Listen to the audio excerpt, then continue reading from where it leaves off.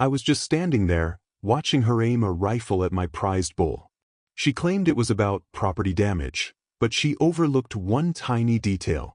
You can't just shoot someone's livestock and think there won't be consequences. And that, my friend, is how Rachel made the worst mistake of her life, by messing with my bull. Freeze frame. Yeah, that's me. The guy whose private well Rachel secretly tapped into so she could water her garden without paying a dime. So what did I do? I flushed her whole setup with raw sewage. And trust me, that was just the beginning. Now, you're probably thinking, wait, hold on.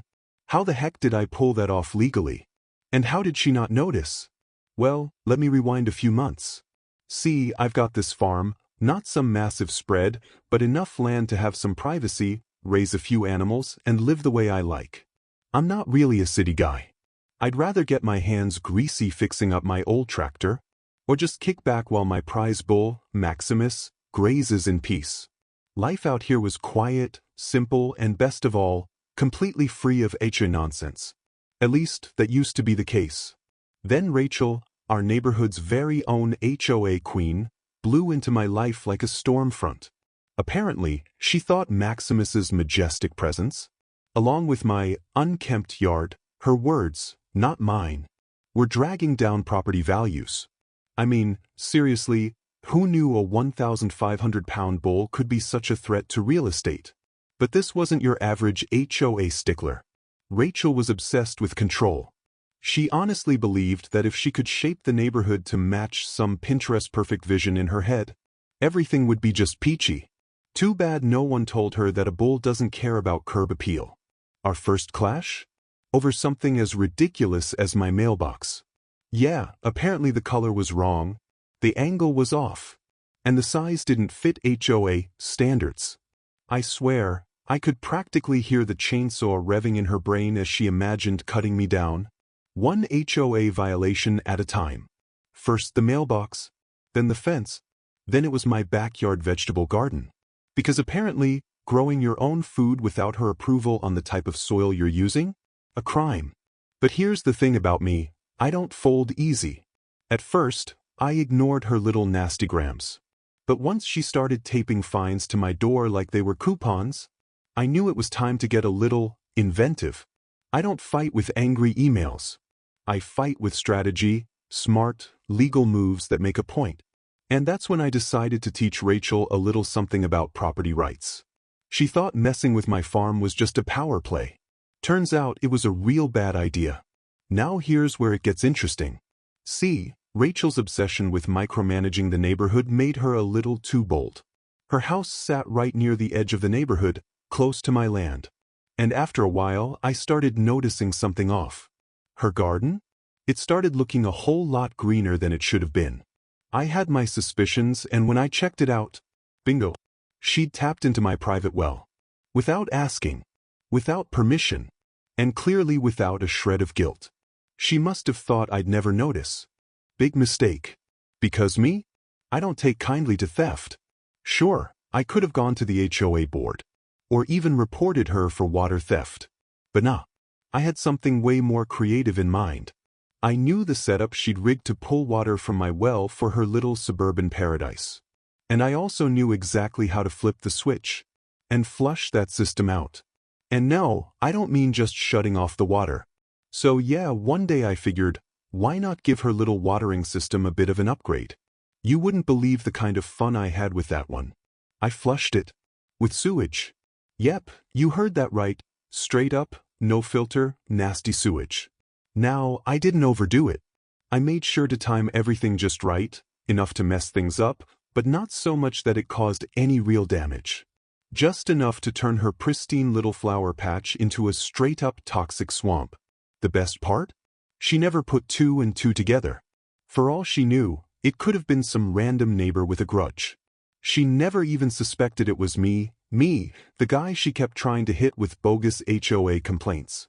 Meanwhile, I'd already kicked off the beginning of her downfall. And she had no clue.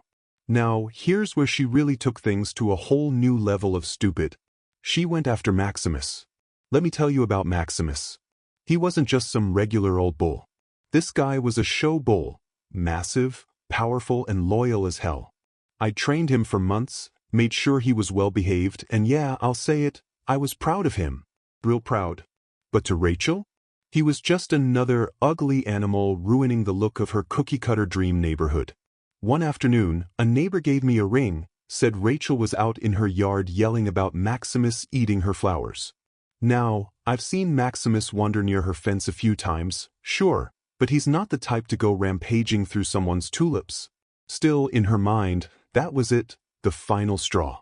She lost it. Came storming over to my place, dragging a couple of her little HOA sidekicks with her. That's when it went from annoying to straight-up nuts. She started hollering from the road, telling me to remove that beast from the shared property, as if the grass by the fence belonged to Her Royal Highness. I calmly asked if she'd ever heard of property lines. Spoiler, she hadn't. Then, get this, she storms right up toward Maximus and pulls out a rifle. Yeah, an actual rifle. Before I could even react, she aimed it right at him. Property damage, she yelled, like the poor bull even knew what that meant. Now look, I'm not someone who goes looking for a fight. But threaten one of my animals? That's where I draw the line. My heart was pounding, but I kept my cool. Maximus was just hanging out, chewing grass like he didn't have a care in the world. Meanwhile, Rachel was out here about to go full Rambo over a flower bed. I knew I had to do something. Had to stop her from making a huge mistake. But more than that, I knew this was my moment. Because here's the thing, you can't just go around pointing rifles at someone's livestock. That kind of stunt? It comes with consequences. Oh, Rachel, you were about to find that out the hard way. As I stood there, watching her line up that rifle like she was in some kind of bad action movie, everything just slowed down. I wasn't freaking out. Honestly, I wasn't even that surprised. After all the crap we'd gone through, this felt like the natural next chapter in her crazy little saga. But this wasn't just some HOA tiff anymore. This was dangerous. She was dead serious. I could see it in her eyes.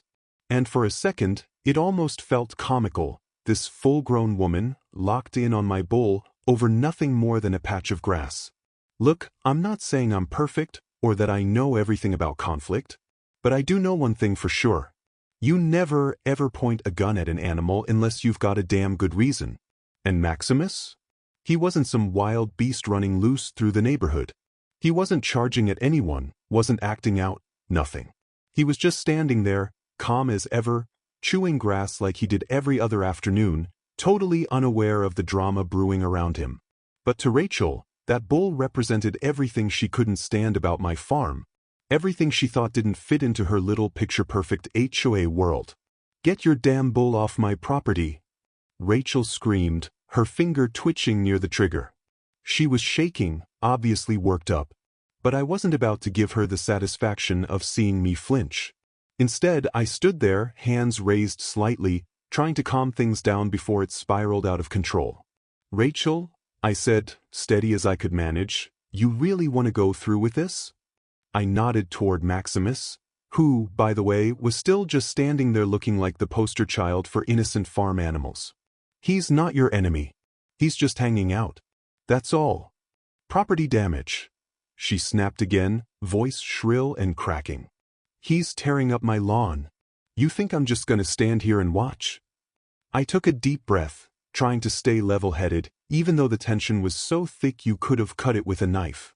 Thing is, this was never about Maximus. It was about Rachel and her need to control everything she laid eyes on. But I wasn't backing down. Not anymore. Maximus, probably sensing the chaos, took a few careful steps back. He was trained, calm by nature, but even he could tell something was off. I could see the way he shifted his weight, muscles tensing, ready to bolt if he needed to. And that was the last thing I wanted. A spooked bull and a woman with a loaded rifle. Disaster waiting to happen. Put the gun down, Rachel, I said, firmer this time. You really don't want to do this. There are laws about this kind of thing. She let out a loud snort, rolling her eyes like she was above all that. Laws? Please. I'm protecting my property, she snapped. Her eyes narrowed in that way people get when they think nothing can touch them. He's costing me money, ruining my lawn. I'm not just gonna let him run wild over everything I've worked for. and I just stood there, completely stunned.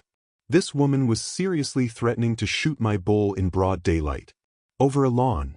A lawn she didn't even fully own. The nerve on her. The audacity to act like she was the victim. It took everything I had not to burst out laughing at how insane the whole thing was. But I knew this wasn't the moment to joke. This was the moment to act. My first thought was to rush her, try to wrestle the rifle out of her hands. But I knew better. One sudden move and I'd be escalating things way beyond a petty neighborhood feud. I had to play this smart. And then it hit me, I wasn't just some guy she could push around. I knew the law. And while Rachel seemed to think she could stomp around without consequences, she'd made one huge mistake. You can't just shoot someone's livestock. Not without a serious legal battle on your hands. And I was more than ready to make her regret not thinking that through. Rachel, I said, taking a step closer, you're about to make a huge mistake. If you pull that trigger, you're going to be in a world of legal trouble. More than you can even imagine. She gripped the rifle tighter. Don't tell me what I can and can't do, she growled. This is my property, Rachel snapped, and I'll protect it however I damn well please. I could feel the heat rising in my chest. I'd put up with her nonsense for way too long. The fines, the letters, the petty little power games. But now she was pointing a gun at Maximus, the one thing on this land that actually meant something to me. And I wasn't about to let that slide. Rachel, I said, stepping in a little closer, my voice low but steady. I've been patient. I've let your ridiculous complaints roll off my back. I've watched you waste the HOA's time with your petty rulebook. But if you think you can stroll onto my land, aim a rifle at my bull, and walk away clean, you're dead wrong. You're gonna regret this. I promise you that. She hesitated for a second. For a brief moment, I thought maybe I'd reached her. Maybe, just maybe, she realized how far she was taking this. But then that wild look came back in her eyes. She was too far gone, lost in her own little fantasy where she was the hero. I could see it in her stance, the way her finger twitched on the trigger. She really thought she was doing the right thing. Just as I started to move in again, a voice cut through the air like a crack of thunder. Rachel! Stop! I turned, surprised, and saw my neighbor, Mike, coming down the driveway fast. I hadn't even noticed him out there. Mike's a quiet guy, soft-spoken, real laid-back. Used to be a cop, retired now. Ever since I moved in, he'd been nothing but respectful. Solid guy. He clearly saw everything going down and wasn't about to let it get worse. Mike stepped right between us, hands up, calm but firm. Put the rifle down, Rachel, he said, voice steady like he was still on the force. You're not in the right here. Rachel's face twisted with frustration. She glared at him, her cheeks burning red. This doesn't concern you, Mike, she barked. But he didn't budge. Actually it does, he said, not even flinching. You can't just shoot someone's livestock. You do that, you're facing real charges. So I'm telling you now, put the gun down before you really screw this up. The air was heavy, like a storm was about to break. The silence stretched so long I could hear my own heartbeat. Rachel just stood there, frozen in place. The rifle still aimed at Maximus.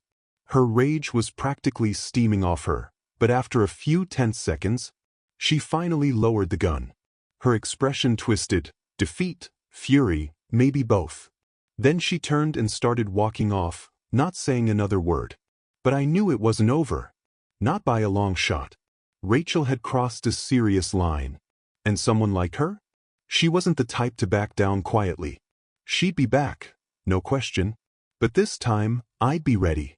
The second she disappeared down the road, I let out this long breath I didn't even realize I'd been holding.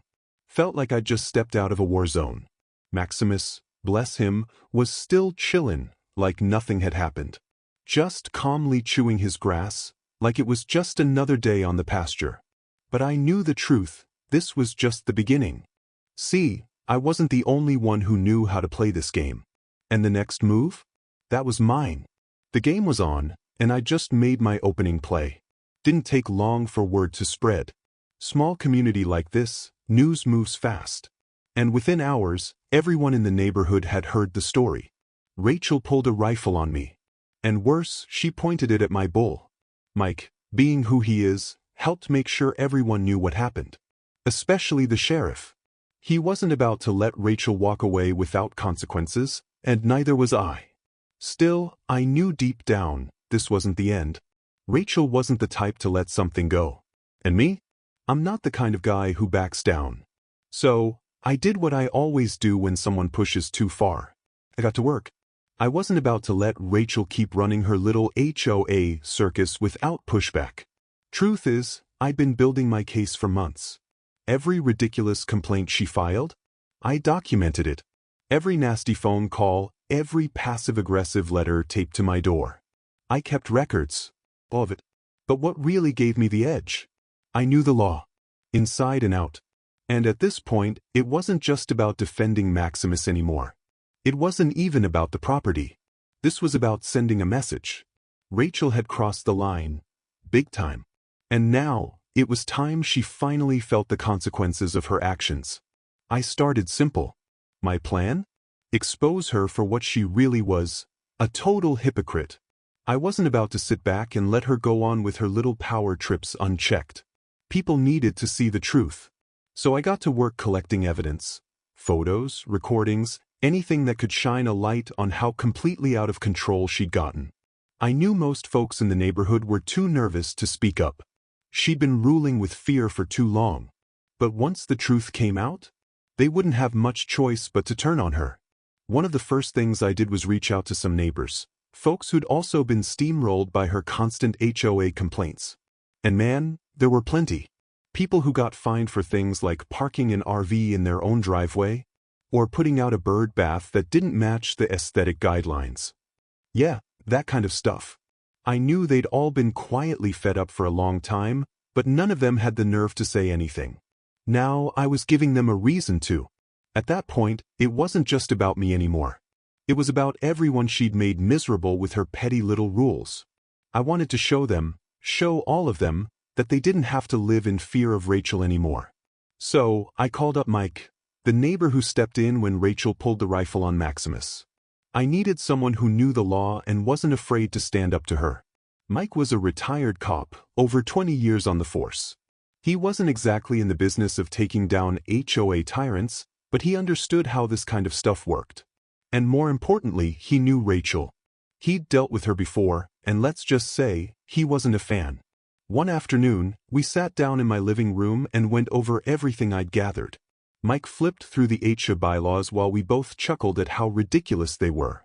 Rules about how tall your grass could be, what kind of flowers you could plant, even the size of your trash cans. It was a joke. The HOA wasn't about keeping the neighborhood nice. It was about control. And Rachel? She'd crowned herself queen. But Mike pointed something out. She had weak spots. And those? Those were my way in. I've been thinking, Mike said, setting the paperwork down. You've got a solid case, evidence, witnesses, everything. But there's one thing you're still missing. I looked at him. What's that? Public exposure, he said. I raised an eyebrow. Public exposure? He nodded. Yeah. You've got to go public with this. Social media, word of mouth, whatever works. People need to know what she's been doing. Because you're not just going up against her, you're taking on the whole damn HOA system.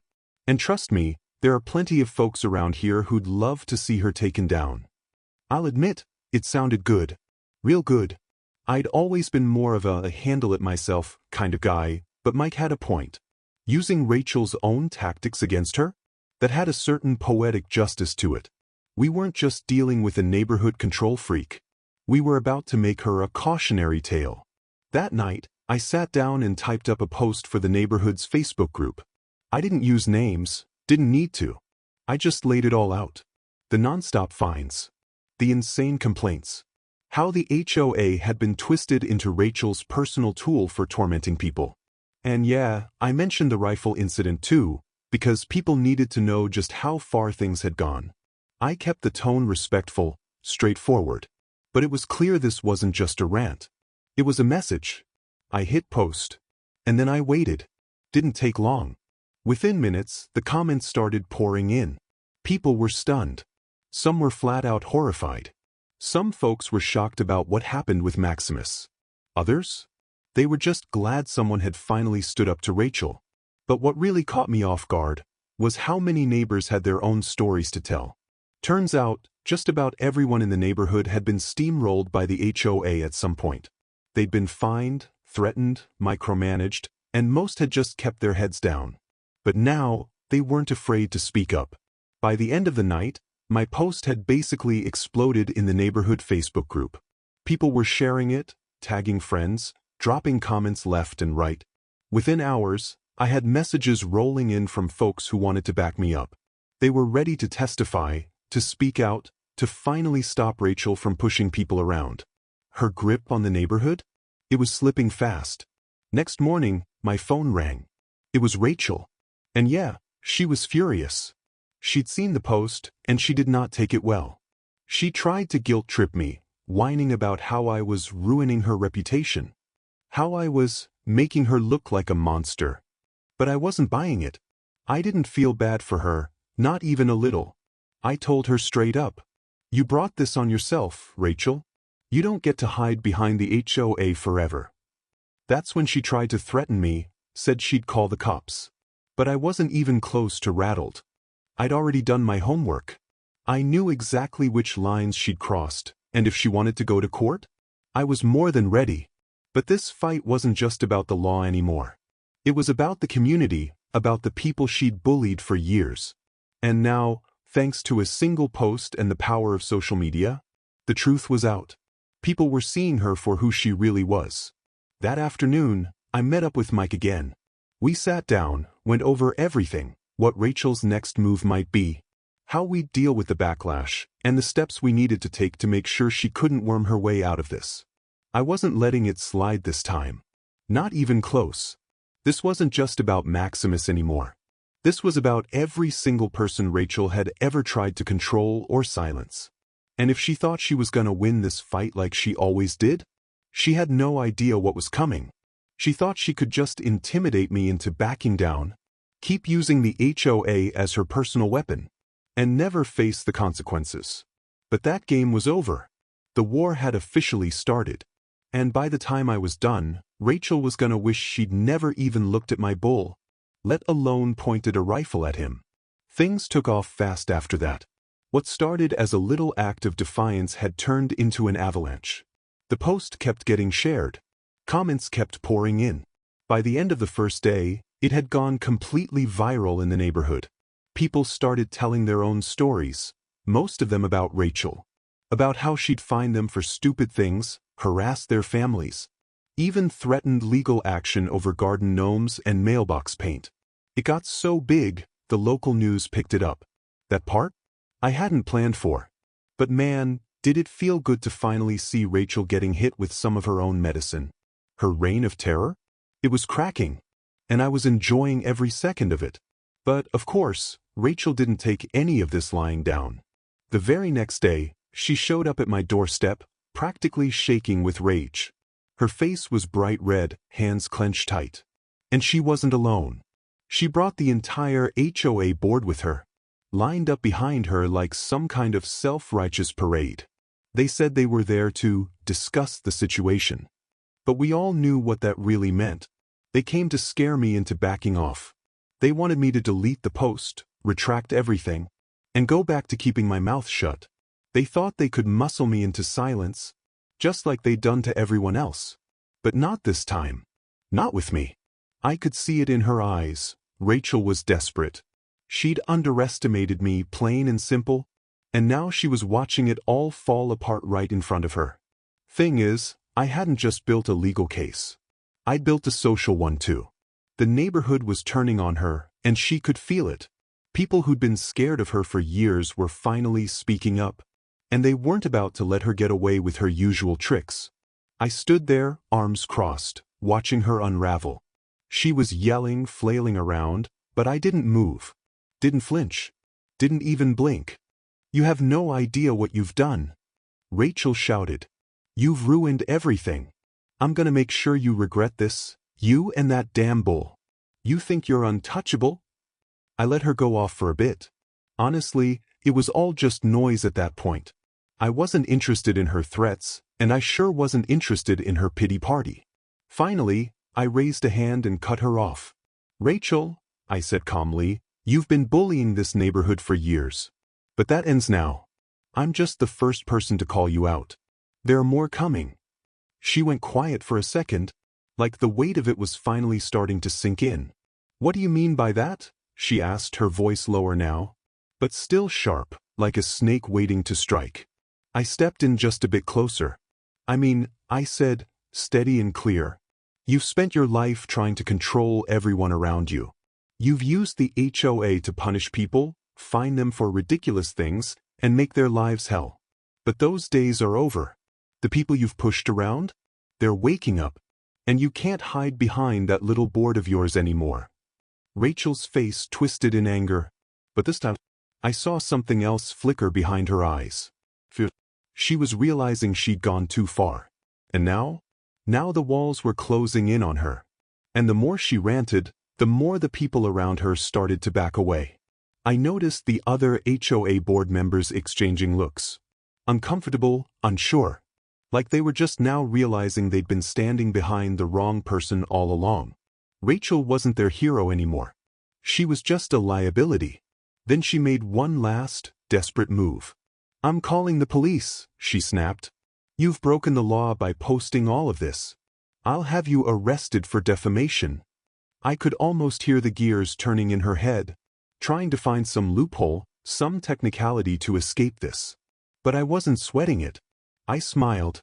"Go ahead," I said. "But you might want to look at your legal situation first. Because last I checked, you can't point a rifle at someone's livestock and walk away without facing charges. And as for all those HOA fines you've been handing out, yeah, those aren't nearly as legal as you think." Her jaw tightened. She knew I was right. She'd been bluffing for years, playing a dangerous game. And now it was catching up to her. I wasn't scared of her anymore. I wasn't scared of her threats. I had a lawyer. I had evidence. And now, thanks to that post, the entire neighborhood knew who she really was. She couldn't hide behind that fake authority anymore. Rachel stood there, seething. She wanted to scream, maybe even throw one last insult. But she couldn't. Everyone she'd been intimidating for years was done with her. The support she counted on? It was gone. She turned on her heel without another word, her little board trailing behind her in a half-hearted march. You could see the uncertainty in their eyes, like they were only just now realizing how badly they'd screwed up by following her for so long. But this wasn't just about me anymore. They weren't just answering to one guy with a bull. They had a whole neighborhood to answer to. After my post went live and the wave of support came flooding in, it was clear the community wasn't gonna let Rachel get away with her crap anymore. As she and her little HOA crew walked off, I couldn't help but feel that surge of satisfaction hit me. I'd done it. I'd taken down the self-proclaimed queen of the HOA, and man, it felt damn good. But deep down, I knew this wasn't over. Not by a long shot. Rachel wasn't just gonna roll over. She'd find some way to fight back, manipulate things, twist the narrative, try to claw her way out of the mess she'd made. And that was fine. I was ready for it. The war was still going, but I just won a big, important battle. The next few days? Honestly, kind of a blur. I spent most of my time buttoning up legal stuff, making sure all my paperwork was solid, that Rachel couldn't retaliate without hitting a wall. I wasn't naive enough to think she'd just disappear quietly. She was stubborn, spiteful even, and I knew she'd try to come back swinging. But I was ready. Meanwhile, the neighborhood? They kept backing me. People who'd been too scared to speak out before were finally stepping up, sharing their own stories, offering to help, letting me know I wasn't in this alone anymore. Even the HOA board started shifting. They saw what was happening. They realized their golden girl wasn't bulletproof anymore. And they didn't want to go down with her. So, they started to quietly distance themselves. And then came the final blow. The HOA, after reviewing everything, every complaint, every document, every crazy move Rachel had made, they issued a public apology. To me. They dropped all the fines, lifted the restrictions on my property, and admitted, at least in a legal, carefully worded kind of way that they'd crossed the line. Sure, it wasn't exactly heartfelt. It was more like a "please don't sue us" kind of statement. It was a win. A small one, but one that mattered. As for Rachel, she tried to hold on. She tried spinning things, playing the victim, even hinted at legal action. But it was too late. The community wasn't behind her anymore. No one was. The backlash was brutal. And pretty soon, she packed up and moved out. The great Rachel, once the neighborhood tyrant, was gone. They even threw her a going-away party. Well, it wasn't the kind she was probably hoping for. Nobody showed up to celebrate. She'd burned every bridge she ever had. And when she left with nothing. No friends, no power, no support. I stood there on my porch, arms crossed, watching her drive off. And man, that sense of satisfaction washed over me like a wave. Then Maximus, my loyal bull, wandered by, calm as ever. He gave me a little head bob, like even he knew we'd won this one.